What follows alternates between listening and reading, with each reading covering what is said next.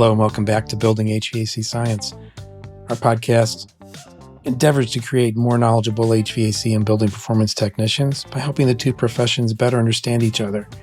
This podcast aims to make customers happy in the homes and buildings they live and work in through the efforts of our listeners, our contractors, our customers at TrueTech Tools. In this episode, Eric Kaiser and I sit down with Max Reichlin from Clean Power Research. He explores with us his groundbreaking HVAC tool called Thermentor. It's designed to bridge the gap between estimated and actual residential energy loads. Thermentor leverages real energy use data to provide virtual energy audits. The goal is more accurate, faster, and more accessible load calculations that empower contractors and homeowners alike, particularly when they're considering heat pumps, dual fuel systems, or just right-sizing equipment.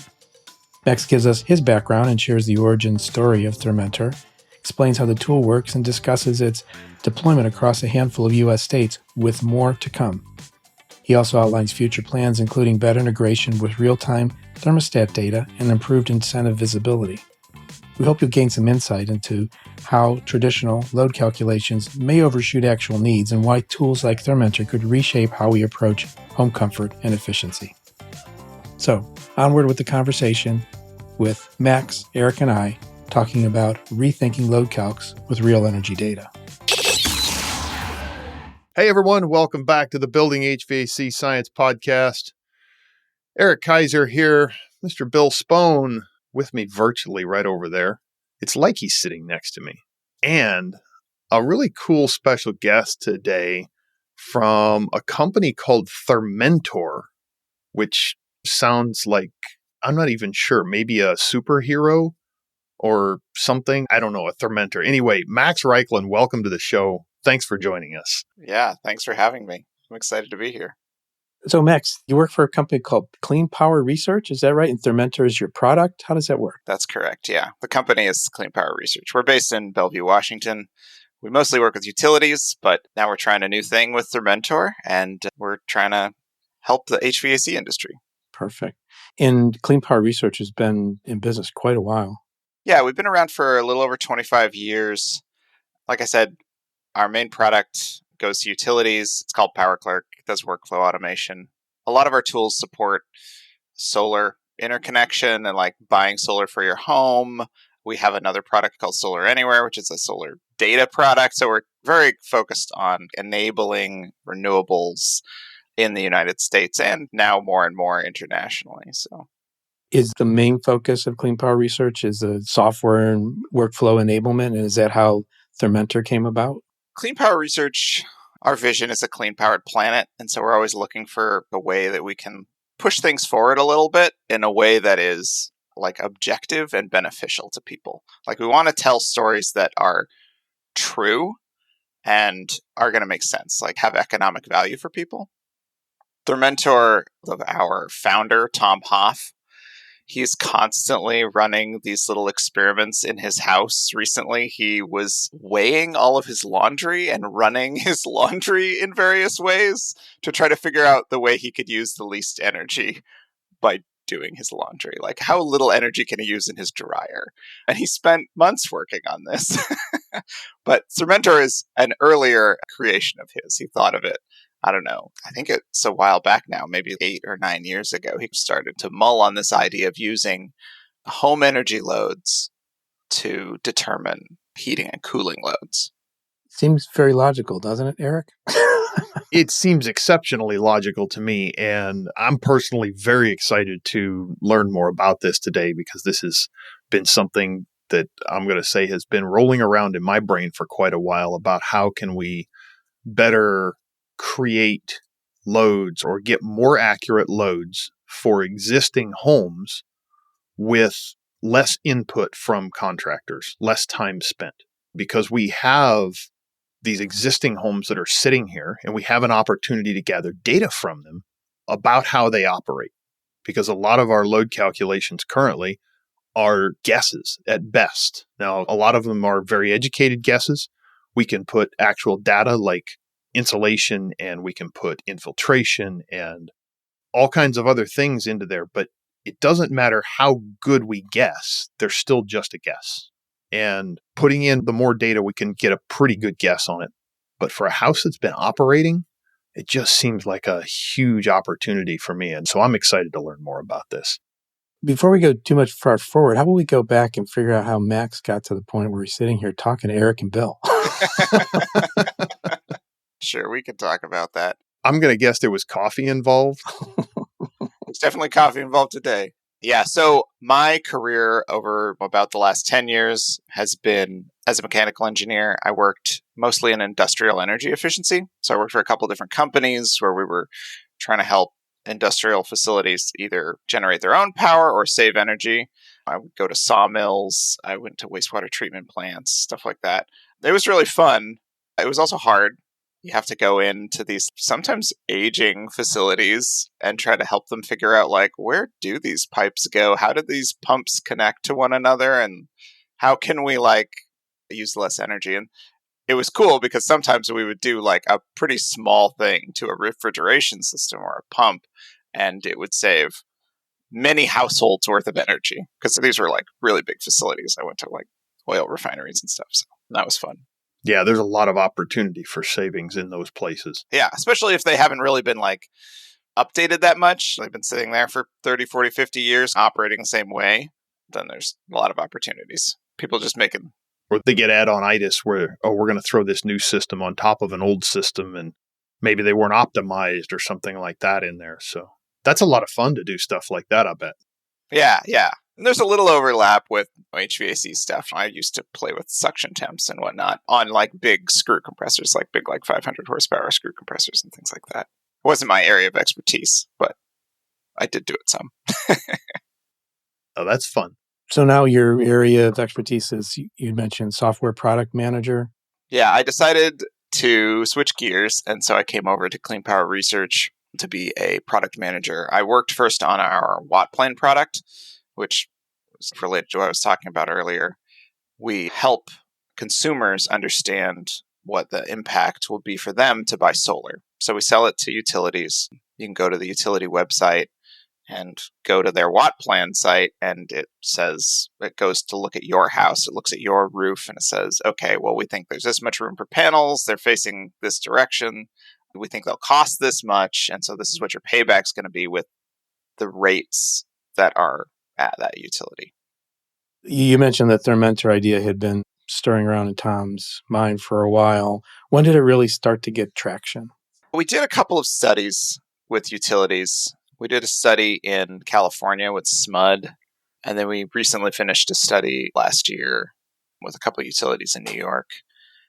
And what we did in those is, instead of doing it like on a house-by-house basis, we looked at their entire territory. They actually gave us all of the like anonymized usage for all of the homes in those territories. And we evaluated the shell for all of those homes using we call it the virtual energy audit. That's like the name of it. And the virtual energy audit allows us to evaluate the shell and the loads in a home without actually being in the home, as long as we have enough energy data and some basic information about how the home operates. And whether they have a grow farm in there or not. Yeah. There are some challenges. Aberrations in the data. If they have very unusual loads, yeah, it can be a little trickier. Yeah, I can imagine with all of the other electronics and things that run in houses today, that parsing out those loads can be challenging at times. Yeah, it is. And we're still working on some of those details as it applies to Thermentor. Some of the trickiest ones are like, do you have solar? If you have solar and give us your net energy use, like that is complicated. If you have EVs, especially if you have multiple EVs, that can be tricky. We actually have strategies to deal with those. They're not implemented in Thermentor yet. I'm hoping that we can do that soon. Let's dig into a little bit about how Thermentor works and what some of the goals are for Thermentor. Yeah. Should we start with the goals or should we start with how it works? Well, let's start with goals. I love starting with goals. With Thermentor, we have a strategy that can make load calculations easier, faster, more accurate. And we think that can be of value to folks in the HVAC industry, folks in the building science, building performance industries. And so we're trying to bring it to those people in a way that is going to provide value for them. What I really want to do is keep building this tool. Right now, it's nascent. It's at the beginning, and it's doing the load calcs, but we want to keep building it, have it grow. We want it to help people sell heat pumps, make the case for heat pumps in homes where it makes sense. I hear the heat pump thing because we're looking at heat pumps, but even for places where people aren't putting in heat pumps, is this useful for right-sizing a gas furnace? Yeah, it would be useful for right-sizing a gas furnace also. From what I understand about the market and the industry, the units that are available, it's probably actually hard to buy a right-sized furnace, like a right-sized gas furnace, because they just don't make them that small. They're finally getting down to where some places are making as low as like a 30,000 BTU, I think, gas furnace. I think 30 or 40,000 BTU input. Exactly, yeah. And so that's getting down to the size where these like mild climates, it's probably getting close. And those climates are prime for heat pumps, especially in milder climates. Those are prime for heat pumps. I do see a lot of more northern climates where I think right now dual fuel is a really good option.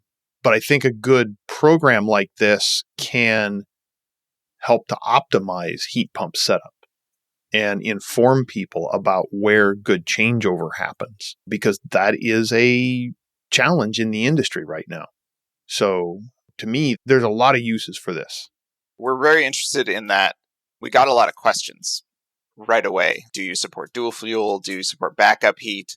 We've actually just rolled that out. So you can go into Thermentor now and you can say, hey, I have a natural gas furnace. I'm going to keep it and I'm going to have this switch over temperature at 30 degrees or 35 degrees or whatever that number is. So what we'll do is we'll calculate how your billing's going to change depending on what crossover temperature you picked. It's been interesting looking at it. Like I've been playing with it and it's shocking. Sometimes if you have natural gas is very cheap per unit of energy compared to electricity. And if you're using natural gas and you switch to a heat pump and you've got strip heat and you've got a high crossover temperature, like if you're setting it at 40 degrees, like you might have some scary surprise bills in the winter. I've seen jumps of $40, $50, $60 in just 1 month. It'll just like, boop, just pop up. Oh yeah, with electric strip heat as your auxiliary heat for sure. You can add hundreds of dollars to an electric bill with strip heat really quickly. It is surprising. Yeah. I'm really excited about the dual fuel feature. I think it's going to be really valuable to people. I think we're going to see heat pumps, and to a certain extent we already have them, right? Is heat pumps that are going to perform in cold climates. They don't need that. And I think part of the issue actually is that people overestimate the heating loads all the time. It's not because of, but like everyone's worried about being uncomfortable. Everyone's always worried about being uncomfortable. The manual J is conservative because of that. Then contractors are conservative on top of that. Then homeowners are conservative on top of that. And so what we end up with is this fear, like, oh, we probably do need 60,000 BTUs of heating when maybe that home only needs 30, truly doubling the expected load. And so I suspect there are a lot of homes out there that have dual fuel or strip heat that probably don't need it. Like they probably have a piece of equipment that's so oversized they could just turn off that strip heat. It should never turn on. Yeah, and if you have a properly set up control system, it probably won't turn on as long as that's set up properly. And I think, again, a real-time load calculation program like this, I think can help inform how well or where you should start turning things on. And that can be kind of a gauge. If we have good data from the manufacturers, I think maybe there could be a gauge in there that says, hey, this is about when this should turn on. Of course, that's going to vary with outdoor conditions. Let's get in a little bit about how it works, what you have so far. And we will put links to your website in the show notes for people to go there. It is thermentor.com and thermentor.com. And then /demo, you can actually run a demo. However, it's got to be noted that it currently works for homes in Washington, Oregon, and California. Why is that? That might be obvious, but why don't you just restate why that is? So right now, yeah, that's right. We have coverage in the West Coast states right now. We're adding more. We're going to have Colorado and Minnesota and Illinois and Wisconsin next. It's a little scattered. We're trying to add states as quickly as possible right now. The reason is that although the load calculation process is fairly uniform across the United States, and we have temperatures across the United States. So those are kind of the two key details there, but we don't have rates everywhere that we want to have rates. We don't have the design temperature set up yet. And so that's the coverage stuff that we're doing. We're making sure that there are electrical and gas rates for all of the areas that we want to support. And then we're also adding incentives and rebates. So it's something we haven't talked about, but we're trying to add like enough coverage of federal, state, and local incentives so that if you're in Tigard, Oregon, or wherever, you know what the incentives are that are available for you when you go through Thermentor. And for a contractor, sending one of your customers through Thermentor, you can say, hey, go use Thermentor. You'll be able to see what some of the incentives that are available. And then you can also really what we want to do, and this is not built yet, but we want to be able to drill down into that project. You're going to install this particular piece of equipment. It's going to operate in these ways. And so the homeowner is going to be eligible for these specific incentives. That's where we're going. But for right now, it's a little broader than that. It's just showing the world of incentives that might be available to you. And the process is something that the homeowner does or the contractor does, or it can be either one? Yeah, it can be either one. So right now, the way the website is set up, it's anonymous and free, and you can just go and try it out. So anyone can go, say you live in a particular city in California or Oregon or Washington, and it'll know what those design temps are. It'll know what the local temperatures are in that area, like historically. And then you can put in your energy use for the past year. And so then we take that energy use, we match it up to the temperatures in that area, and we're able to determine how your home is using energy as the temperature changes. So that putting energy in part is a little tricky. And so what I imagine is going to happen is that most of the time, homeowners are going to do that. The contractor will say, hey, go put your data in here, and then either tell us what comes out the way it is now, or in the future, when we've got this thing fully built, they'll say it'll just go straight to that contractor. And the contractor will have the data. They'll be able to put in additional information about the project, and they'll have something really cool to provide for that homeowner about their home. So what energy data are you using? Are you using month-by-month data, or do you need to get more granular than that? So right now we're using month-by-month data. So you can go, we have it set up right now. So if you want to log into your gas utility and you know what a therm is, or you know what a CCF is, you can go into your gas utility and you can go to your bills, or you can go to your login and get that information and put it into the tool directly yourself. That's going to be daunting for a lot of folks, either because they have no idea how to log into their utility, maybe their utility doesn't have a login, maybe they lost all their bills. So another option that we have right now is that you can put in the total bill. So you can put in the total bill, and because we have all the rates, we can say, oh, in January you spent $120 on gas. That means you used this many therms. And so we can back into it.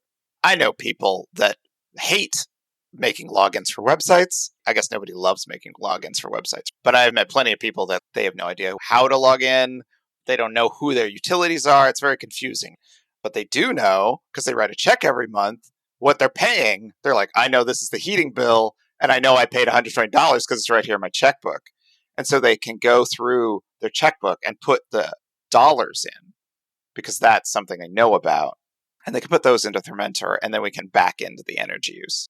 Now that gets a little trickier if you're in like California and you have a lot of time of use rates. Things get a little more complicated. That could get really complicated in some areas of the country, because like I can think of in my local area, my gas bill and my water bill are combined. Oh, really? That's weird.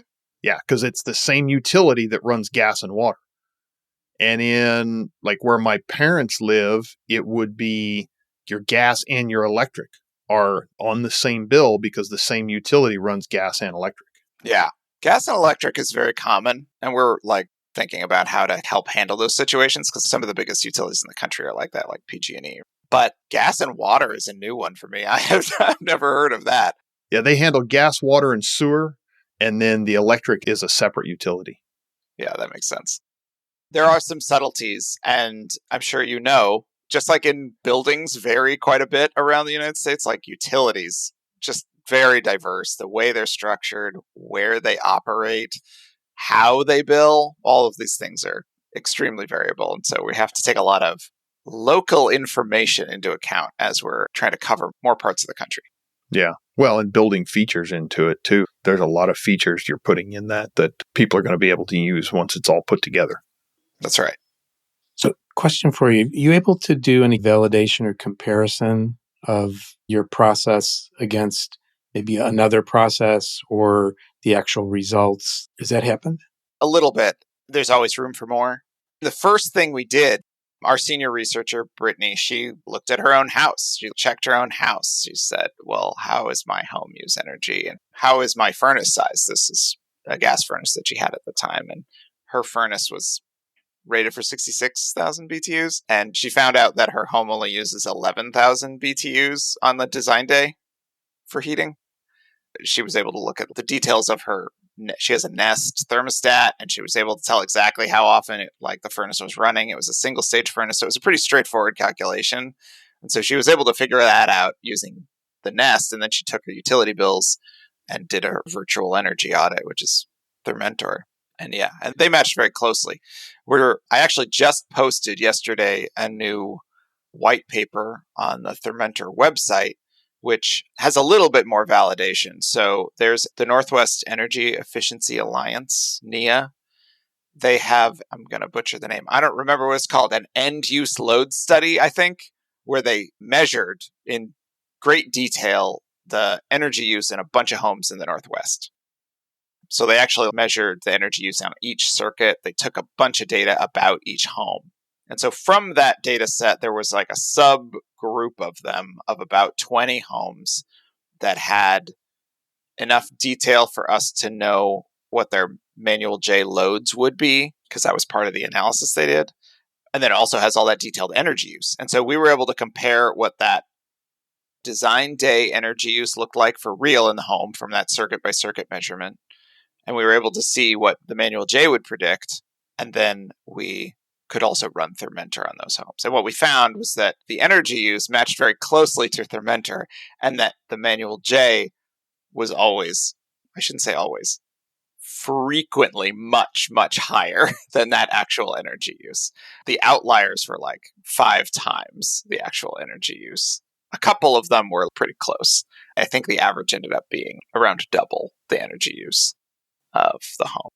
So what we found is that Thermentor matches closely with the actual way people use energy, which makes sense because that's what it's doing, right? It can see how the home is using energy, and it can see how much heating it really needs. It's actually not going to match the manual J. It's going to be lower because the manual J is so conservative. This is looking at what, heating degree days as far as your outdoor temperature? It's not heating degree days, literally exactly that. We are doing a temperature regression. So we're looking at the energy use and we're looking at what the temperature is. It's very similar to heating degree days in some way. And we're actually using a heating degree day type analysis for delivered fuels. We're working on adding delivered fuels to it. So you'll be able to put in propane deliveries or oil deliveries if you're using those to heat your home. And we're going to use a heating degree day type analysis for those because you might not have enough data points for us to do a regression, which is the standard technique that we use. So is there any way for people to say, basically do what like Brittany did with her equipment and put runtime data in there if they have a thermostat? Because there's a lot of thermostats out there now that will gather runtime data. There's not right now. There's a lot of, that's a cool idea. We're not taking runtime data. I think that's probably too deep in the weeds for most of the people we're trying to help. Maybe. Yeah. But maybe I'm wrong. Maybe it'll be easy to do that in the future. I would love that.